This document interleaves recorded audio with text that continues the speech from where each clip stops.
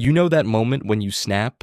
When a tiny little trigger sends you from 0 to 100 and you watch yourself blow up over something that won't matter 5 minutes from now. We've all been there. You feel powerless, like your emotions are driving the car and you're just a passenger holding a tiny, useless map.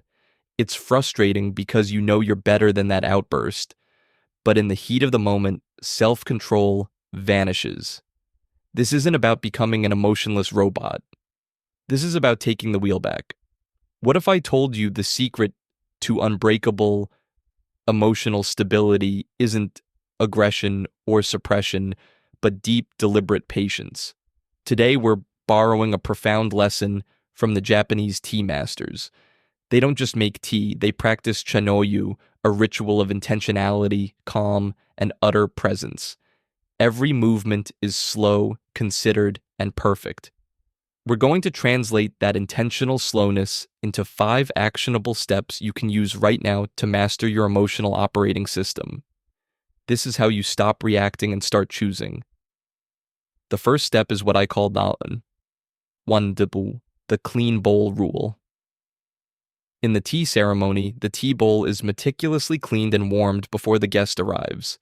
If there's residue from the last ceremony, it taints the new one. Think about your own emotional bowl. We rarely cleanse the emotional residue of stress, anxiety, or resentment before entering a new interaction.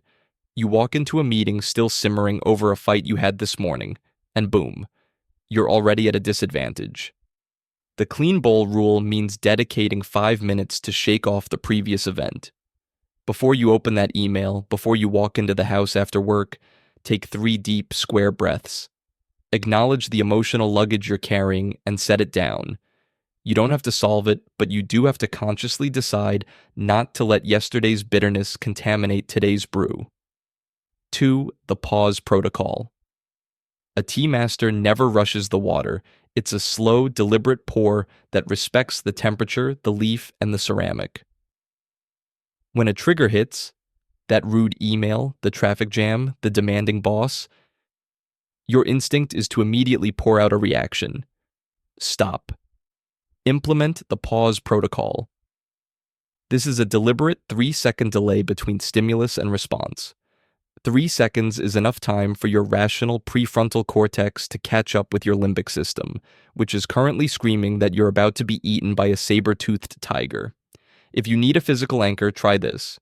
When you feel the spike, drop your shoulders 3 inches. That micro movement signals to your brain that the danger isn't immediate, creating that crucial space where choice lives. 3. The micro movement check. The beauty of the tea ceremony lies in the focused attention on the minute details, the precise fold of the cloth, the exact angle of the wrist. We usually wait until our emotions are a category 5, hurricane, before we notice them. A tea master pays attention to the subtle stirrings. For you, the micro movement check means recognizing the subtle physical cues before the explosion. Is your jaw clenched? Are your shoulders creeping up to your ears? Is your breathing getting shallow?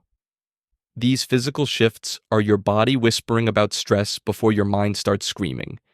If you catch the micro movement, you don't have to deal with the macro meltdown. Interrupt the physical pattern, flex your fingers, drop your tongue from the roof of your mouth, and you disrupt the emotional feedback loop. 4. Embracing the wabi-sabi. Wabi-sabi is the Japanese aesthetic principle that finds beauty in imperfection, transience, and incompleteness. A perfect factory-made cup is less valued than one with a visible crack or a unique asymmetry. Listen, you're going to have imperfect emotional days. You're going to mess up the pause protocol. You're going to let a reaction slip through. The pressure to be perfectly calm at all times is what often makes us panic when we fail. Embracing wabi-sabi means accepting that a few cracks in your emotional discipline don't ruin the entire piece. Don't judge the mistake. Observe it, note what triggered it, and then cleanly move on. Self-compassion is the fastest way back to self-control. 5. The daily stir. Mastery isn't a one-time achievement. It's the disciplined repetition of practice. Nobody achieves the precision of a tea master by only performing the ritual during a crisis.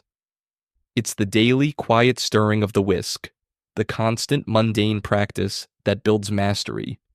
For emotional patience, this means committing to a quiet daily practice that isn't about solving problems, but about building baseline awareness.